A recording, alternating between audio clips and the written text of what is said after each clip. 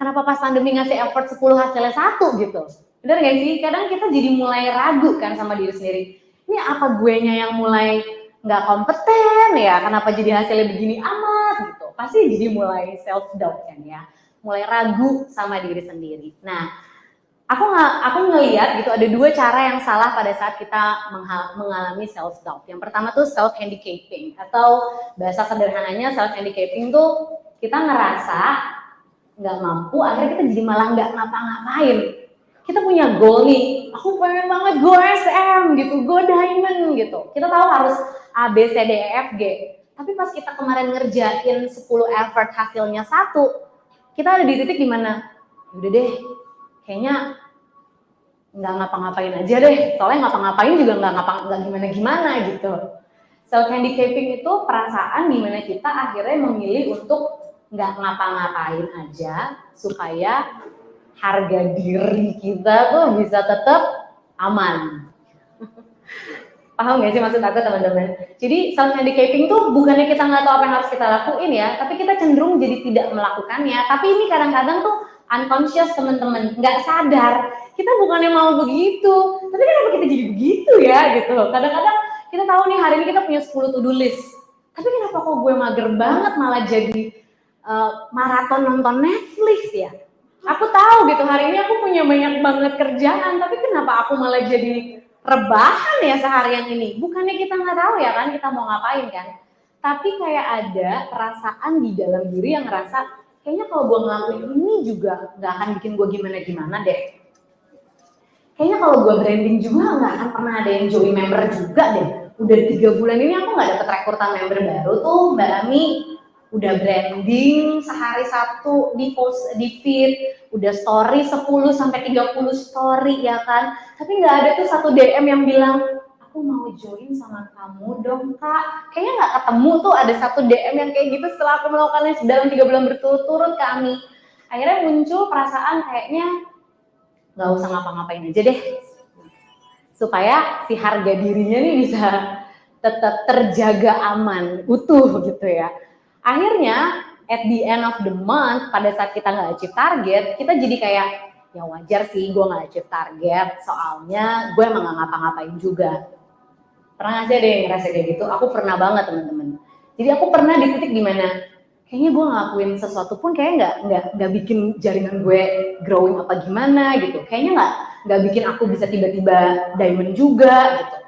Udah deh, aku santai aja lah, let it flow aja jalannya, sebisa-bisanya aja deh. Ada yang kayak gitu? Ada ya pasti pernah ya. Mudah-mudahan sekarang sih udah enggak kemarin-kemarin gitu. Aku pernah kemarin-kemarin ya. Dan ternyata nggak membuat keadaan jadi membaik juga ya kan. Bahkan kadang-kadang getting worse, bener gak? Malah makin tambah parah gitu.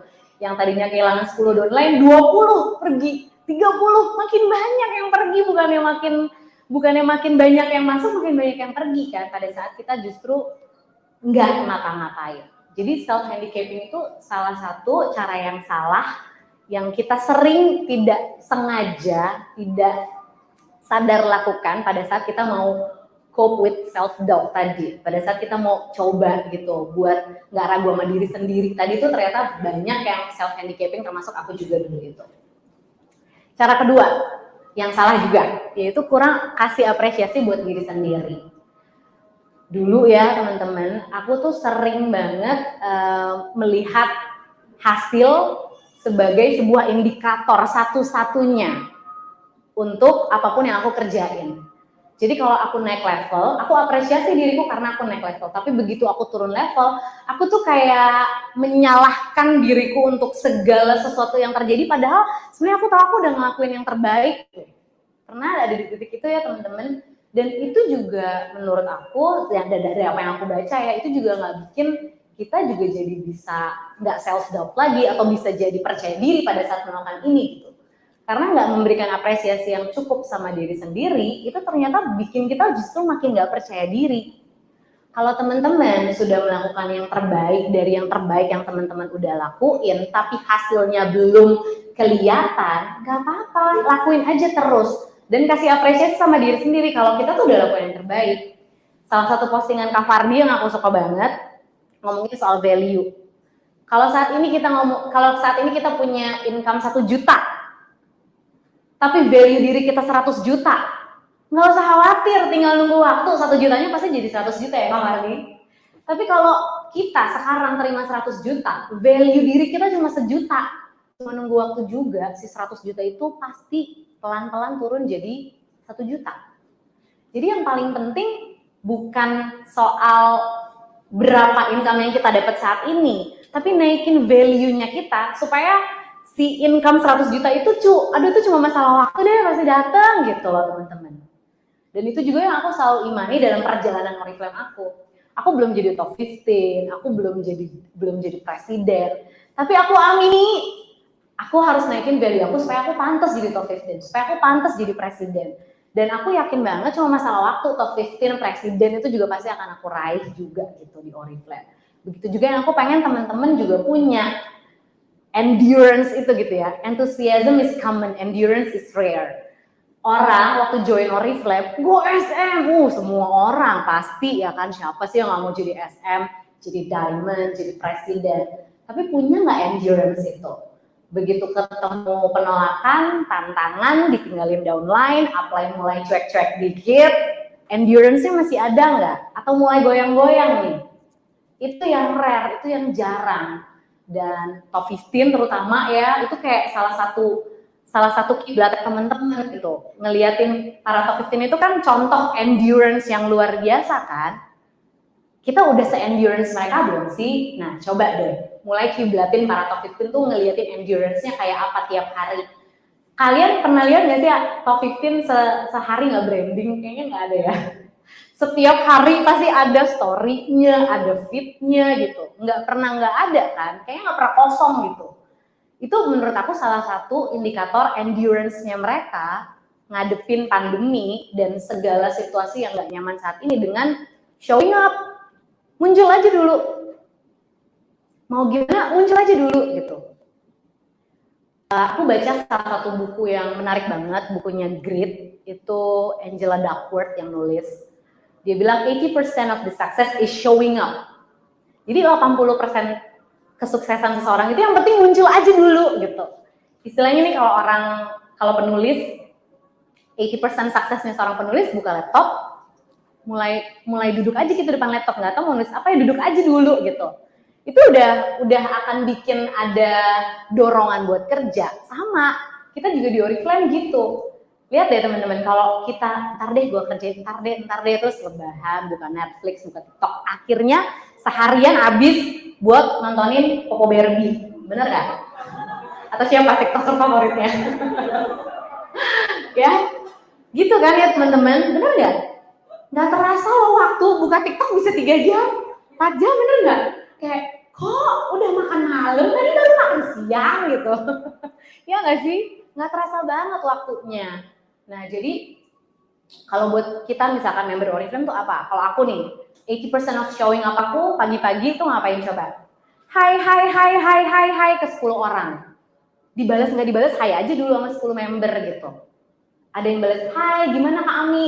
Apakah aku tahu aku mau ngomong apa? Nggak tahu. Beneran, aku nggak tahu mau ngomong apa. Aku akan berserah kepada Tuhan yang memberikan aku hikmat untuk berbicara kepada mereka-mereka ini gitu loh.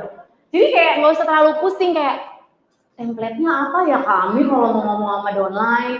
Kak, maunya Pak member inaktif 10, itu template-nya apa Kak? Saya juga bingung ya ngasih taunya gimana template-nya ya, karena emang to be honest aku juga nggak pakai template kalau mau ngobrol sama tim gitu loh. Kayak ya sesuai dengan case-case-nya aja gitu. Yang paling penting bawa aja mindset dalam diri bahwa kita kan entrepreneur. Entrepreneur itu problem solver. Jadi tugas kita pada saat kita ngobrol sama tim, kalau buat aku ya kita problem solver, ngasih solusi, bukan nodongin poin. Kenapa kok belum 200 BP sih? Biasanya tanggal segini udah 200 BP loh kamu. Gitu. Itu tuh kayaknya halus ya di kuping kita. Tapi tahu nggak di kupingnya downline tuh dengernya gini, lo 200 BP nggak? Gitu. Gitu loh temen-temen.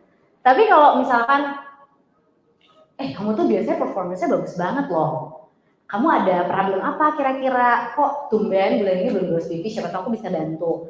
Atau aku mau cerita, bulan ini aku bisa diurus BP dalam 2 hari, lo kemarin hasil jualan semua, boleh? Misal. Itu kayaknya sama ya, tujuannya kan mau follow upin tim buat diurus BP ya, tapi terdengar di kuping downline tuh akan beda gitu loh teman-teman. Jadi itu sih ya, ini jadi panjang ya ngomongin satu ini. Jadi intinya kasih apresiasi ke diri sendiri itu artinya kasih tepuk-tepuk sama diri sendiri kalau emang udah do your very best, bahwa ya nggak apa-apa, indikator keberhasilan aku bukan cuma sekedar berapa poin yang aku hasilkan, berapa bonus yang aku dapetin, berapa title yang aku dapetin tahun ini, nggak soal itu doang kok teman-teman. Tapi ada yang bertumbuh nggak bulan ini? Ada skills yang naik nggak bulan ini? Ada orang yang kamu bantu nggak bulan ini? Kalau ada, apresiasi. Aku udah melakukan sesuatu kok bulan ini.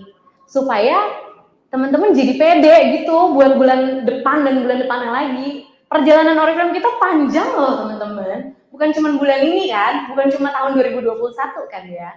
Kalau setiap turun, gagal, nggak achieve target, terus down, ragu sama diri sendiri, bulan depan memulai bulannya tuh pasti jadi ambiar, bener nggak?